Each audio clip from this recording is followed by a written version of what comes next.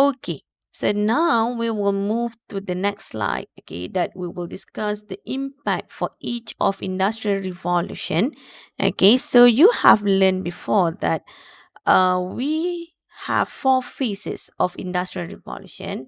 Okay, we have first phase, second, third, and fourth phase. Okay, it's also known as IR 1.0, IR 2.0, IR 3.0, and also IR 4.0. Okay, so now we will discuss one by one. Okay, so the first industrial revolution began in the 18th century through the use of steam power and mechanizations of production. Okay, so what before produced threads and simple spinning wheels, okay, the mechanized version achieved 8 times the volume in the same time. Okay, so steam power was already known. Okay, so the use of it for industrial purposes was the greatest breakthrough for increasing human productivity.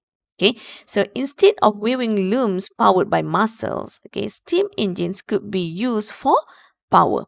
Okay, so developments such as a steamship or the steam powered locomotive brought about further massive changes because humans and goods could move great distances in fewer hours. Okay, so we moved to the second phase, that is the second industrial revolution that began in the 19th century through the discovery of electricity and assembly line production.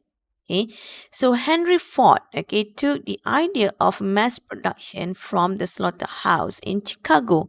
So Henry Ford carried over these principles into automobile production and drastically altered it in the process. Okay, so while before one station assembled an entire automobile, now the vehicles were produced in partial steps on the conveyor belt, okay, significantly faster and at a lower cost. Okay, all right, so now we look at the third industrial revolutions that began in the 70s, okay, in the 20th century through the partial automation using memory programmable controls and computers. Okay, since the introductions of these technologies, we are now able to automate an entire production process without any human assistance. Okay, so known example of these are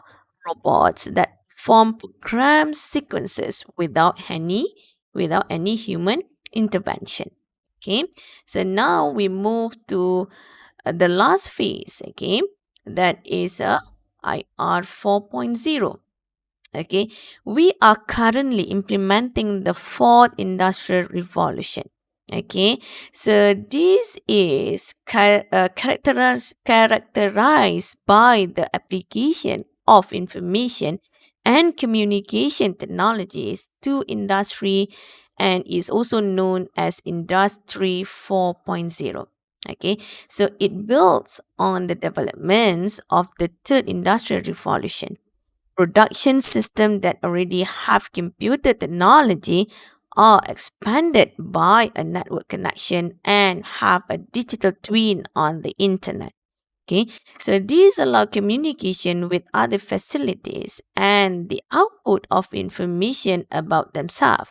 Okay, so this is the next step of production automation.